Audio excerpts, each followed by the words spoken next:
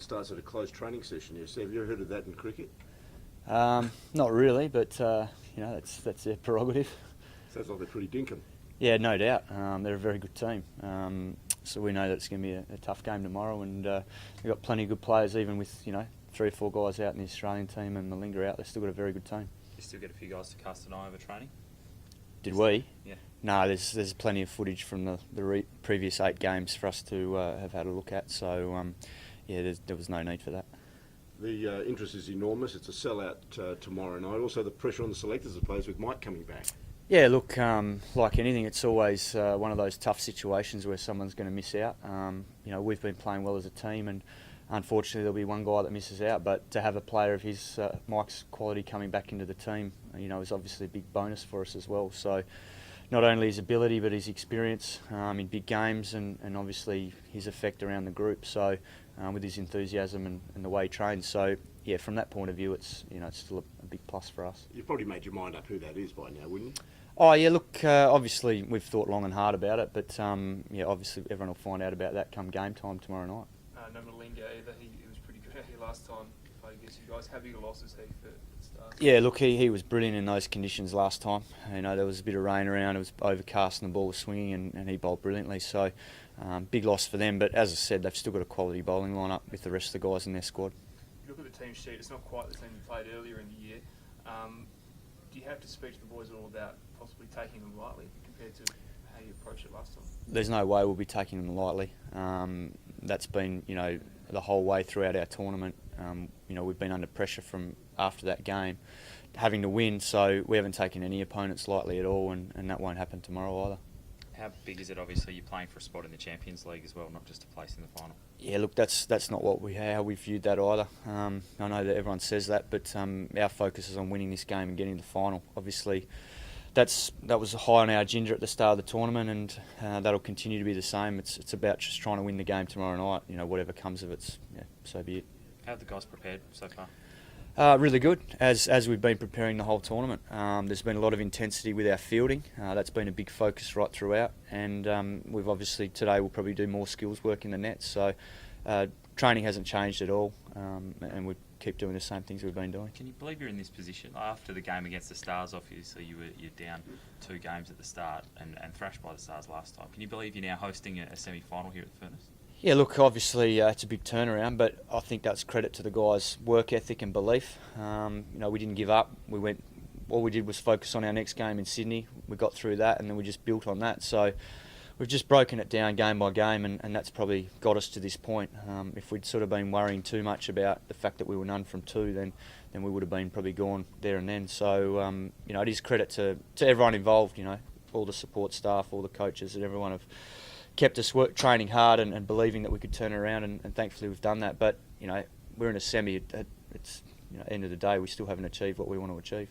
Kat, is there any one particular thing that's really been the resurgence? Has it been the ability for the opening batsmen to make good partnerships? Has it been the bowlers? Has it been any one particular aspect that you reckon has given you this great run? I think it's a combination of all those things, because the openers have been fantastic for us. We've had good totals on the board. But look at our third game. We turned it around with the ball.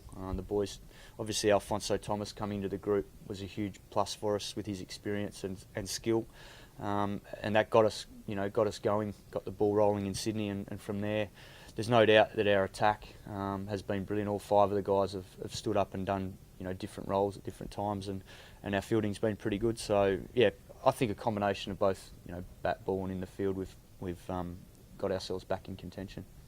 What do you remember the finish last time against the Stars? Obviously, that ball, you just had to come out once and bowl it. What was the relationship like, just with the Stars guys and discussing it out there on the pitch? Oh, we had no issue with them. It wasn't their decision to get back out there. And they deserved to win the game. They completely outplayed us. I don't think we ever held that against them. But I think what we had a problem was with the process, that the way things happened that night, given that the covers were still on while a decision was made on whether the ground was fit. But that's the way it goes. We copped it on the chin and moved on pretty quickly and turned our season around after that. Bit of moisture in the air at the moment. Kat, any idea if you win the toss what you'll do? Oh no, it's all depends. Game day tomorrow at 5. We'll go with a gut call. on the day. It's hard to say. Who knows? Tomorrow might be cooler. I don't know. We'll wait and see. Lots of sorry. Sean Marsh has been nominated for Player of the Series. How important is he to you guys, and do you reckon he should win it? Yeah, look, he's a huge chance to win it. I think he's the tournament's leading run scorer, and I think the way he's played has been brilliant. He's gone about his role to perfection, and for us, when you get top order runs in this form of the game, it certainly eases the rest of the team, and obviously, lays a platform for the rest of the guys to play with a bit more freedom through those middle overs and at the back end of the innings once you've got 100 plus runs on the board. He's done that beautifully along with Herschel. I think the two of them complement each other very well, and they've both been fantastic for us. Do you reckon it's enough to earn a national spot? Oh, look, there's a lot of talented players around pushing for spots, but he's doing everything he possibly can, not only on the field with his performances, but also with his work ethic off it, and he's very fit at the moment.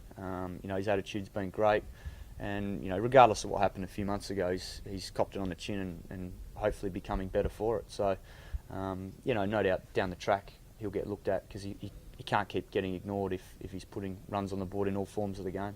So, Kat, have you seen a different individual in Sean Marsh since, of course, those events of a few months ago? Yeah, look, I think even prior to that, I think he's obviously been working hard throughout the pre-season and stuff like that. He's gotten through this tournament, with a few little niggles here and there, and that's testament to him wanting to be out there for the boys and playing for the team. So that in itself is great attitude, I think. It could have been easy for him to say, I'm a bit too sore and not get out there, but that's been great, and he's trained hard. He's looking very, very fit, and that in itself is another good indicator that he wants it. The desire's there, and he's got the talent, there's no doubt about that. Hopefully he'll keep applying that in all forms of the game, not just this, because he's always been brilliant at 2020. Hopefully he'll apply it in the 4-day stuff and the 1-day stuff and get back to where he should be. Could this be your last professional game in Australia? Oh, look, I haven't thought about it like that. I take things, every sort of 6 months at a time. So I've really enjoyed, this period. But yeah, we'll wait and see what happens tomorrow night. Might be Shane Warne's last game. I hope it is. Okay, just one more. A lot of guys in and out of the 2020 sides with the one-day squad and being unavailable. What's your thoughts on Cricket Australia's rotation policy at the moment?